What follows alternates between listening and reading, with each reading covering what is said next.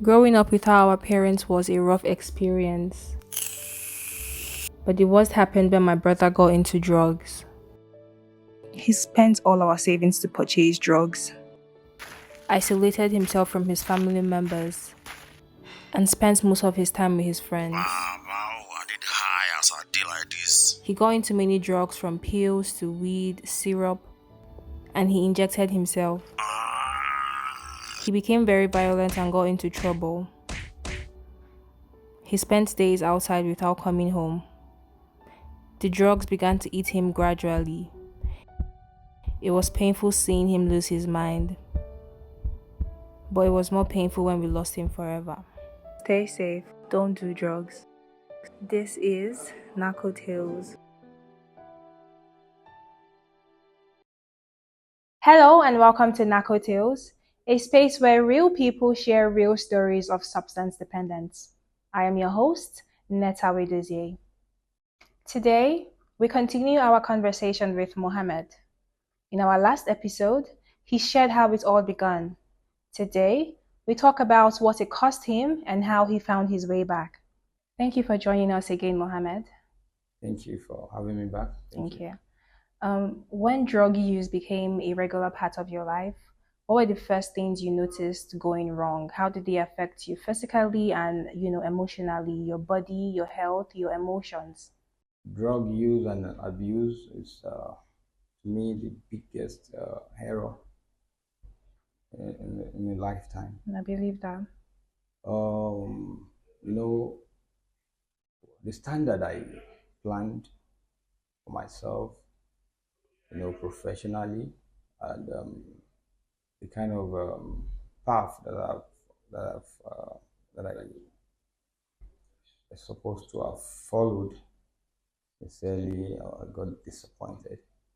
However, at that time, because of this will, like, the reason for me to like assimilate and know what I was doing properly and do it well. Um, it's a very bad story because I lost a lot of things. You know, I started selling my things just to get money to do the drugs. I started distancing my family. I would not go home, especially when I was in the university. For them not to notice from my physical appearance. I always demand for money from this, from that. I used to give before, but because of this abuse and the effects in my life, I became unaware of myself. Losing a lot of things. I I got used to collecting and not giving again. That was then, and it's because of this drug use.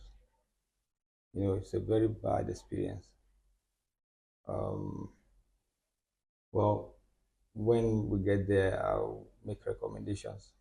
Okay, so tell us, how did it affect you health-wise? My health was deteriorating every day. Uh, What were you noticing? What were the signs you were noticing? yes, I noticed my skin were just wrinkling, and Okay. I noticed I could not sleep properly again. I noticed my breath is, has changed. The way I used to breathe in, as deep as a normal human being, I could not do that again then. So I noticed, you see, all this is affecting me, and even spiritually. So, we cannot see God. But sometimes when you pray, and instantly, or maybe you see the reaction of that prayer from God. So I wasn't getting that acceptability again. I was not happy with myself because God was not happy with me. I knew things were going very bad and wrong for me because I used to be this loving person. So because of this drug use and abuse, I became a temperament person. I I would not have that time to mix with families and friends anymore. I isolate myself, finding one means or the other to get high. However, I thank God that this is gone. Yeah. What did it do to your relationships with family, friends, and people that just cared about you? Yeah, divided. My family was divided just because of me. I didn't say separated. Those who believe that this is not our boy, there should be something. There is something wrong with him. One side they still believe that I could recover. I could get out of this menace. And there are others in the family, even in my community, like, okay, this is what will happen to that person that is not listening to guidance and advice. This is how it will end. So some were my friends, but silent. Some loved me, and they could not just do anything about what I was going through because some were scared of me. And when you're this addict, Are you aggressive? yes, I became a temperament person. Small thing. I won't. I used to be this laughing guy. I would all crack jokes, spend time with my families. But suddenly all this changed, and I wasn't that person again. Were there moments you looked at your life and realized, no, this is not who I wanted to become? Yes, every time before the before I actually won this war, I used to be this person who has a very big dream. Right from my childhood, I always wanted to become an educationist to influence people positively. In fact, that was one of the reasons that drove me into uh, this drug use and abuse. I by now, you know, I should have my PhD, but unfortunately, because drug use has an automatic way of bringing you back, bringing you down, making you to lose focus. And because of the dependence on it wastes your time, doesn't make you, grow.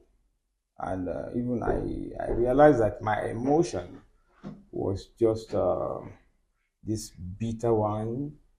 I only loved myself. I didn't love anybody else again, which is not supposed to be. True. I feel we all need each other. I feel we all need the support of each other. I wasn't waiting for that.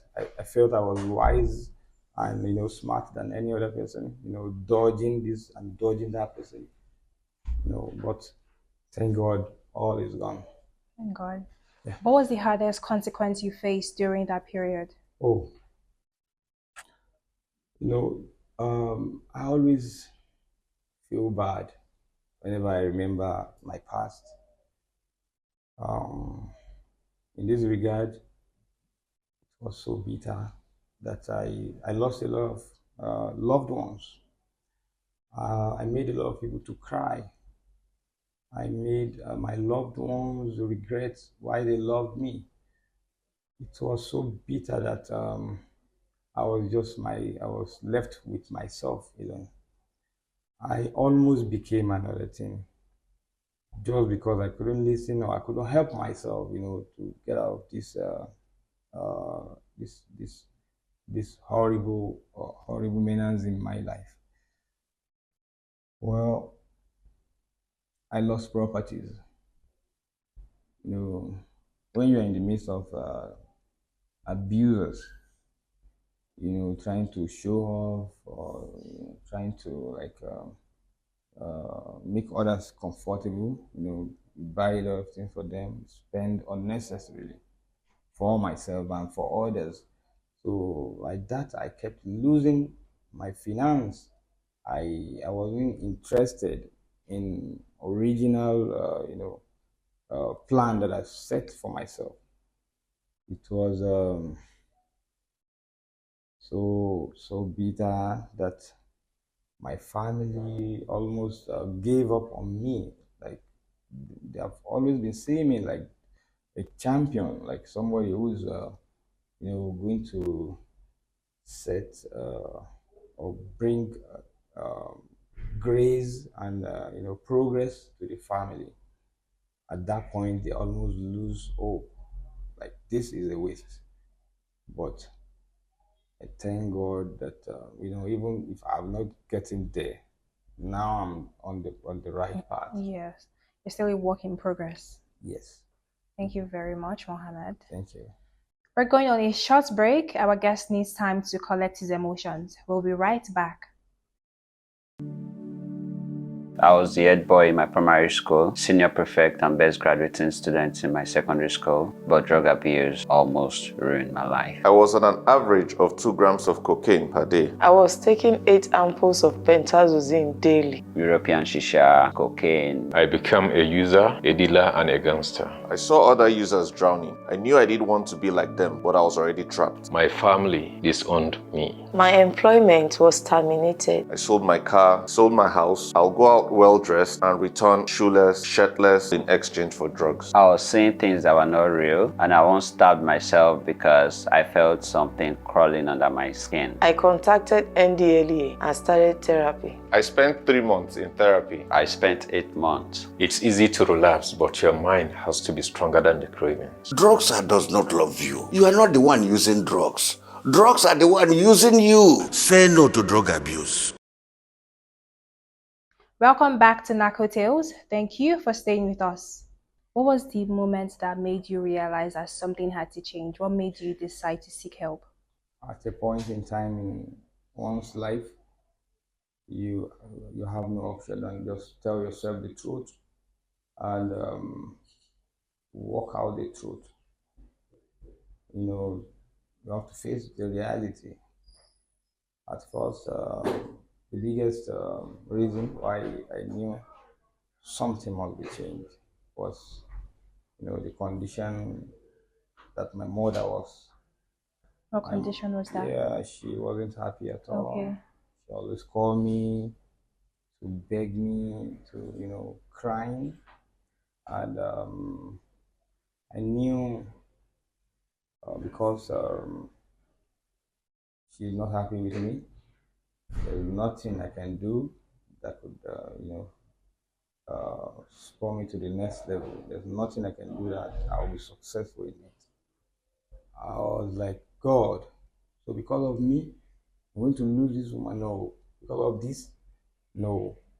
I won't again. And I conditioned myself because I know the heart is so stubborn, especially when it's demanding something you're addicted to. Yeah. So I begged her, I knelt down. It was a drama. It was a very serious drama that night. And I took the holy book and saw that I'm not going to do this again. I took the Quran because I knew it's a very powerful book, just like the Bible. And I know this is involving God. If I should be deceiving myself and be deceiving my mother, I can deceive God.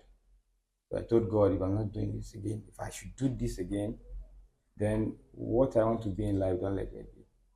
So that has, conditioned my lifestyle, and changed the way I think, change my myself, like bringing me back to the right path.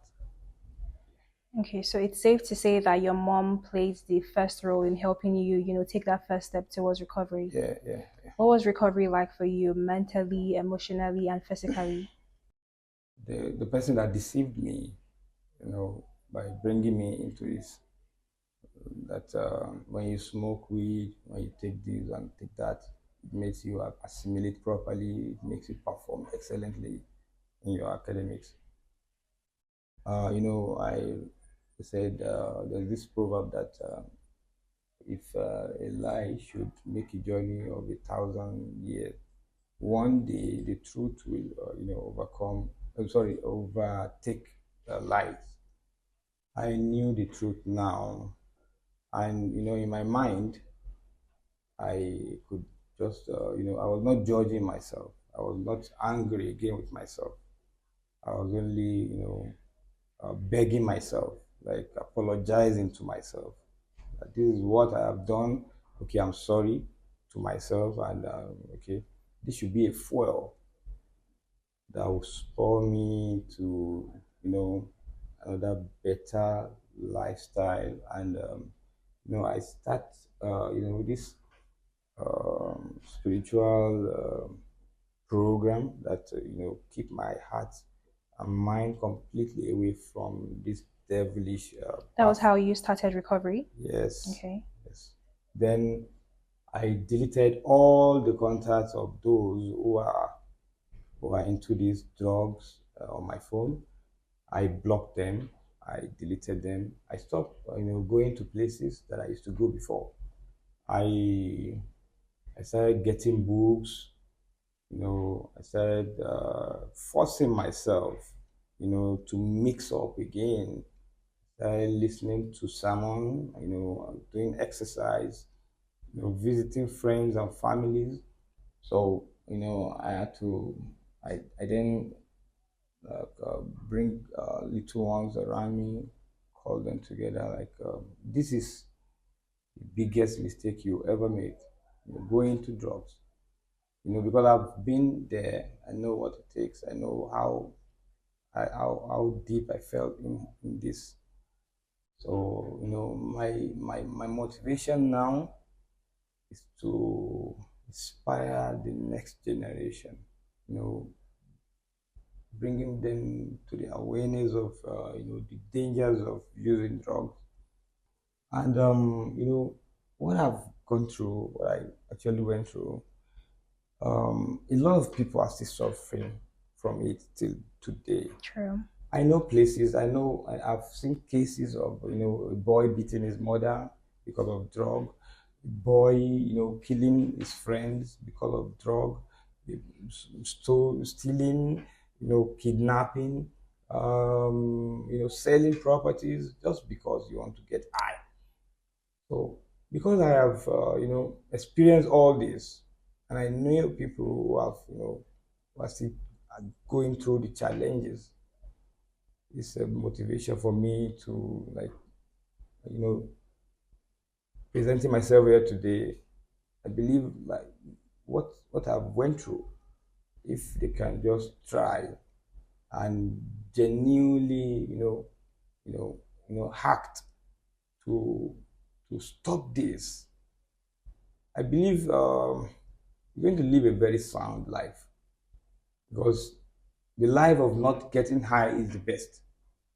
There is no way you taking this or that can take you and can give you good reputation. You will lose loved ones, people that liked you before. Once they hear that this is what it is, they run away from you. You're no more that loving person.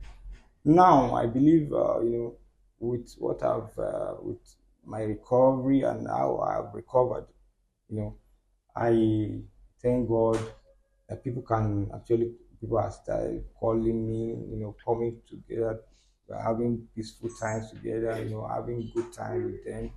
So I realized that where I'm supposed to be presently, um, I've not been there, and it was because of this um drug use and abuse.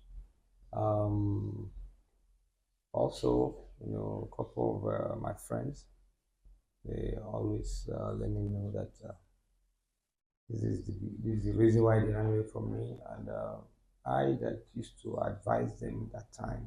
Then why am I in this mess? So, you know, all this give me the morale, like, that confidence of fighting a war of myself, by myself, and for myself. That's good. Where are you now mentally compared to where you were at your lowest? Yeah, I feel very, very happy, with who I am like this. That's good. Although, you know, I need to present myself like this, like no faking it, and I just have to be original. This is where I am now, and this is okay. Let's accept that. Okay, a lot of things has happened, and just trying to like place myself on that path again. Working towards a better me. So I mentally, I thank God. Everything is going fine. How I used to be so temperament, so angry with people. Not smiling, isolating myself. All those has changed. Yeah. Now I value the presence of people. I share issues with them, we discuss at length, and I share my experience, like bringing somebody out of this problem as well. Then emotionally, I I feel that everyone deserves to be loved, and you love yourself first. So now I'm not hating myself again because I have not been judging myself, Yeah. like being angry with myself anymore, which I believe it wasn't my fault. So what has happened. I True. should learn from the Absolutely. experience. Yes. If someone watching right now is struggling the way you once did, what would you say to them? Oh, to be real, to speak out, to have a genuine and concrete plan, on how to save yourself. But first, you need to speak out. You need to seek help. You have to help yourself. You have to be ready, to fight a war of yourself, by yourself, and for yourself. You need to tell people what you're going through. You need to tell your loved ones. Don't be shy. Take that very bold step of, letting them know that this is what I'm doing, and I don't want it again. If it is to be, taken to a rehabilitation center, please do. It's a very good place to be, where you're going to gain back all this, what you have, forgotten, and what you are not aware of again. Bringing you back to who you're supposed to be. True. And you see, there are some times that we feel shy to, express our feelings. So, by trying to save yourself on this, you need to speak out. You need to tell your loved ones, spend time with them. Yes, it will always drive you, it will always call you like going back, because this is an addiction, something you've been doing for years. But that's why I say you should have a genuine and concrete plan that is transparent to yourself, and that you're going to involve people, to monitor the progress of your recovery and how you're going to save yourself actually. Thank you very much, Mohammed, for the honesty and courage in sharing your story. Yeah. Thank you very much. Thank you so much. I'm happy to be here. Thank you. And to everyone watching, help is possible and recovery is real. If you or someone you know is struggling with substance abuse, please say something, reach out, seek help. This is Narco Tales, and I am Netawe Dozier.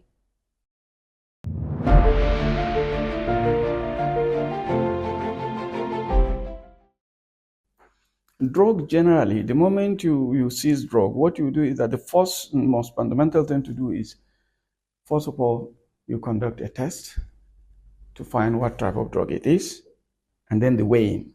And then you issue certain forms that we call exhibit forms: certificate of test analysis, package of substance form, and then request for scientific aid. Because it is at the level of test that certain sample of the drug is taken to forensic lab for analysis, which is later presented in court. You know that no drug is drug, and it is certified to be drug by forensic expert. A1 goes to forensic lab, which is a fraction. The A3 is stored in with our stores, exhibit store. The drug remains there until the case is concluded in court. And once it is concluded, the court gives order. It is the court that gives order for the drug to be burnt. So at appropriate time, the NDLA now organizes and gets this drug burnt by public burning. Don't do drugs, too. Don't do drugs, too. Don't try it, though. He go choke you, oh. He go steal your sunshine, oh.